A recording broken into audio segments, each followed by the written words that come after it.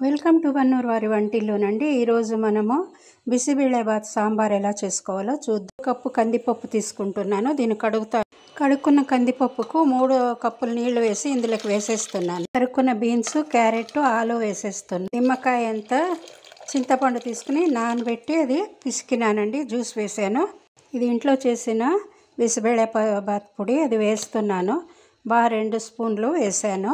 1 spoon అంతా ఉప్పు వేస్తున్నాను. పసుపు వేద్దాము. ఇలా నూనెను చుట్టూరా కుక్కర్లోకి వేస్తే మనకు పొంగకుండా ఉంటుందండి. ఈ స్పూన్ కూడా ఇందులోనే వేసేస్తాను.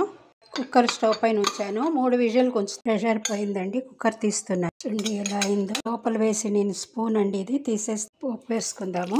ఆవాలు వేస్తున్నా, పల్లీలు వేద్దాము. ఇంగు వేస్తున్నా. పల్లీలు వేగినాయి. ఉల్లిగడ్డ, కరివేపాకు, ఎండుమిర్చి వేసాను. పోపు వేగిపోయింది. బిసిబేళేబాత్ సాంబార్కు పోపు అంతా వేసేసాను.